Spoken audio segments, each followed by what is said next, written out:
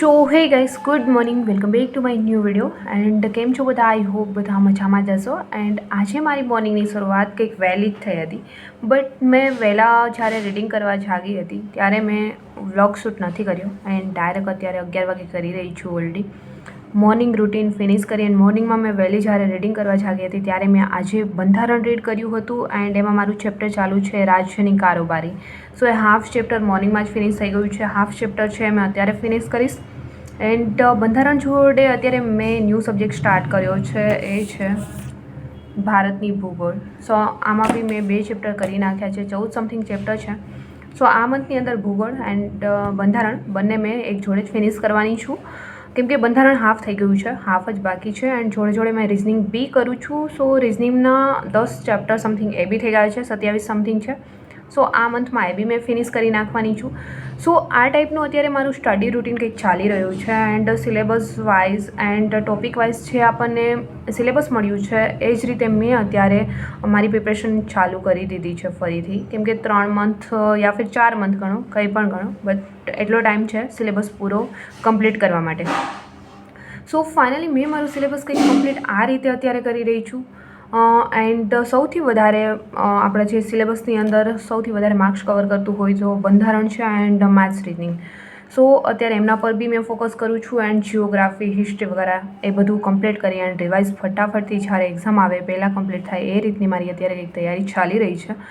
And I hope કે દોસ્તો તમારા લોકોની પ્રિપરેશન બેસ્ટ ચાલી રહી હશે.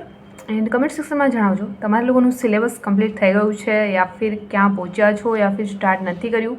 સો ચલો અત્યારે મેં બી મારું રીડિંગ વગેરે સ્ટાર્ટ કરીશ. મોર્નિંગ રૂટીન તો ઓલરેડી મારું ફિનિશ થઈ ગયું છે ડેલીની જેમ જ, બટ એ વ્લોગ મેં શૂટ નથી કર્યો એન્ડ ડાયરેક્ટલી અત્યારે મેં વ્લોગ શૂટ કરી રહી છું. એન્ડ અત્યારે મેં સ્ટાર્ટ કરી દઈશ મારું રીડિંગ. બંધારણનું ચેપ્ટર હાફ થઈ ગયું છે અને હાફ બાકી છે, રાજ્યની કારોબારી એ જ કમ્પ્લીટ કરી. અને ત્યાર પછી મેં ભારતની ભૂગોળ છે એમાં 3rd ચેપ્ટર છે એ ડાયરેક્ટલી સ્ટાર્ટ કરી દઈશ, જેથી કરીને એ બી કમ્પ્લીટ થઈ જાય આજે. એન્ડ ત્યાર પછી મેં છે રિઝનિંગના લેક્ચર જેટલા બી અટેન્ડ થાય એટલા સાંજ સુધીમાં, ત્યાર પછી મેં રિઝનિંગના લેક્ચર અટેન્ડ કરીશ. એન્ડ સાંજના સમયે જઈશ મેં ગ્રાઉન્ડ. ઓલરેડી રનિંગ બી ચાલુ છે, સો એ બી કરવું પડે એન્ડ એમને બી ટાઈમ આપવો પડશે, કેમ કે ટૂંક જ સમયમાં રનિંગ લેવાનું સ્ટાર્ટ થઈ જશે. એન્ડ ઘણા લોકોનું રનિંગ હજી કમ્પ્લીટ નથી થઈ રહ્યું, કેમ કે 1-1.5 મંથ સમથિંગ છે. જે લોકોએ ચાલુ ન કર્યું હોય એ કરી દેજો, કેમ કે ઘણા લોકોને એવું લાગતું હોય કે આ વખતે તો માર્ક્સ છે નહીં, જસ્ટ 9.5 મિનિટમાં આપણે કમ્પ્લીટ કરવાનું છે યા ફિર 25 મિનિટમાં. તો એવી કોઈ ગફલતમાં નહીં રહેતા કે મારે થઈ જશે ડાયરેક્ટ. બહુ હાર્ડ પડતું હોય છે જ્યારે ગ્રાઉન્ડ પર જઈ એન્ડ તમે 4 રાઉન્ડ મારો છો 1600 મીટર માટે યા ફિર 5 કિલોમીટર માટે તમે 13 રાઉન્ડ મારો છો. બહુ જ હાર્ડ પડે છે. એકવાર ગ્રાઉન્ડ જઈને જે લોકોએ હજી બી સ્ટાર્ટ નથી કર્યું એ સ્ટાર્ટ કરી દો એન્ડ પ્રેક્ટિસ કરવાની ચાલુ કરી દો. કન્ટિન્યુ રાખો. 1-1.5 મંથ પછી તમારું રનિંગ સ્ટાર્ટ થશે. સો ત્યારે હાર્ડ ન પડે એન્ડ એન્ડ ટાઈમે અફસોસ ન થાય કે મેં પહેલાં પ્રેક્ટિસ કરી લીધી હોત તો આવું ન થાત. સો રનિંગમાં જ આપણે નીકળી જાય એવું ન બને, એટલા માટે રનિંગ જે બી લોકોએ હજી બી સ્ટાર્ટ નથી કર્યું એ કરી દેજો. બોയ്સને તો મને ખ્યાલ નહીં, બટ ગર્લ્સમાં તો હજી મને ખ્યાલ છે ત્યાં સુધી ગ્રાઉન્ડમાં આઈ થિંક કોઈનું હજી કમ્પ્લીટ નથી થઈ રહ્યું. બટ જે લોકો ગર્લ્સ બી રનિંગ માટે પ્રેક્ટિસ કરી રહ્યા હોય યા સ્ટાર્ટ ન કર્યું હોય એ બી કરી દેજો. ટૂંક જ સમયમાં રનિંગ લેવા લાગશે, બધા લોકોને ખ્યાલ છે.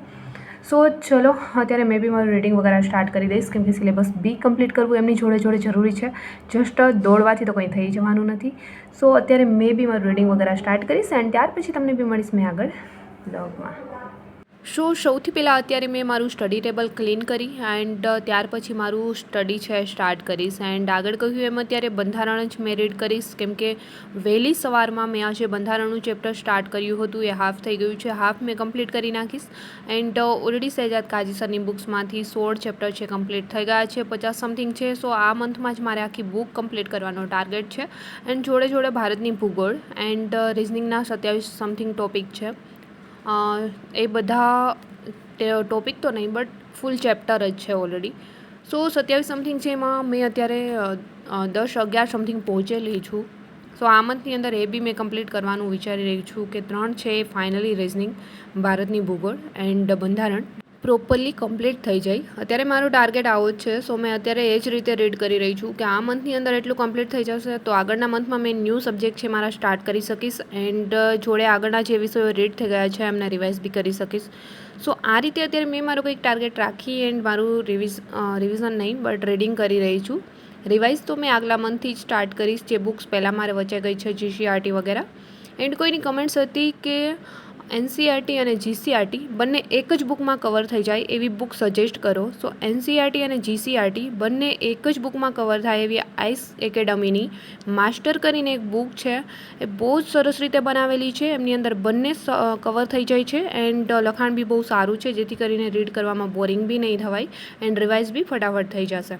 સો ફાઇનલી અત્યારે થઈ ગયો છે બપોરનો સમય. જમવામાં મેં ખાસ કંઈ બનાવ્યું ન હતું બટ મગ બાફી એન્ડ થોડું અત્યારે કઠોળ વગેરે મેં જમી લીધું છે કેમ કે બપોરે મેં ફૂલ નથી જમતી. ઓલરેડી થોડો વેઇટ વધી ગયો છે મારો 3 કિલો સમથિંગ. સો એમને મેં પહેલાં તો અત્યારે મેન્ટેન કરી લઈશ જેથી કરીને રનિંગ કરતા હોય ત્યારે વેઇટ થોડો બી વધી જાય ને ત્યારે થોડું મુશ્કેલ પડતું હોય છે. હજી મને એ પ્રોબ્લેમ નથી આવી રહ્યો. એ પ્રોબ્લેમ આવે એ જ પહેલાં મેં મારું વેઇટ છે મેન્ટેન કરી લઈશ. સો ફાઇનલી અત્યારે મેં બપોરનું જમી ફરી આવી ગઈ છું સ્ટડી ટેબલ પર એન્ડ અત્યારે જે મેં મોર્નિંગમાં જ બંધારણ રીડ કરી રહી હતી ચેપ્ટર ફાઇનલી ફિનિશ થવા આવ્યું છે. તો અત્યારે એ જ ફિનિશ કરી એન્ડ ત્યાર પછી બપોર પછીના સમયમાં વ્લોગ એડિટિંગ વગેરે અને મેં 1 કલાક સમથિંગનો ટાઈમ એમાં જતો હોય છે. કોઈ કહેતું હતું કે તમારી 4-5 કલાક તો ઓલરેડી વ્લોગ એડિટિંગમાં જતો હશે. સો એવું નથી હોતું. ઘણા ટાઈમથી વ્લોગ આપણે બનાવી રહ્યા હોય તો વ્લોગ એડિટિંગ કરવામાં 1 કલાક સમથિંગ ટાઈમ જતો હોય છે એન્ડ શોર્ટ બનાવી રહ્યા છે. બહુ લોંગ નથી, 10 મિનિટની અંદરનો છે તો અડધી કલાક સમથિંગમાં કમ્પ્લીટ થઈ જતું હોય છે. અને અત્યારે મારી સ્પીડ બી વધી ગઈ છે એડિટિંગ વગેરેમાં.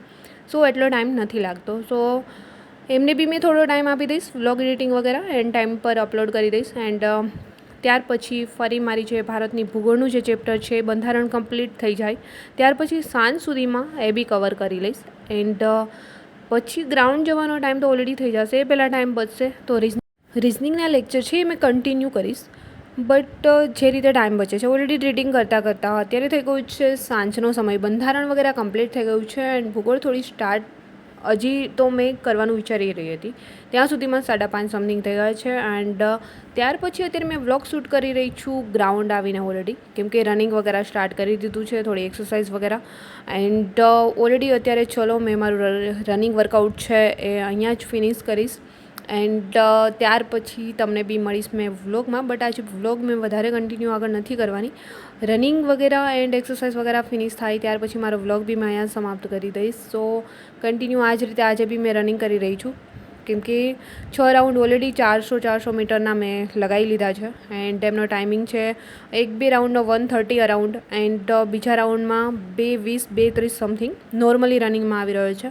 બટ મેં અત્યારે ટાઈમિંગ વગેરે લેતી નથી કેમ કે મારું તો કમ્પ્લીટલી થઈ જાય છે એટલા માટે ટાઈમિંગ લેવાની કોઈ જરૂર નથી. બટ હોજ ચાલુ હોય ત્યારે મેં નોટિસ કર્યું હોય તો આટલો ટાઈમિંગ સમથિંગ આવે છે એન્ડ મારું ગ્રાઉન્ડ તો અત્યારે બી કમ્પ્લીટ થઈ જાય છે. કોઈએ કમેન્ટ્સ કરી હતી કે તમારું ગ્રાઉન્ડ થઈ જાય છે, તમારે રનિંગ થઈ જાય છે. સો ગ્રાઉન્ડ મતલબ રનિંગ છે મારે અત્યારે બી 1600 મીટર કમ્પ્લીટ થઈ જાય છે.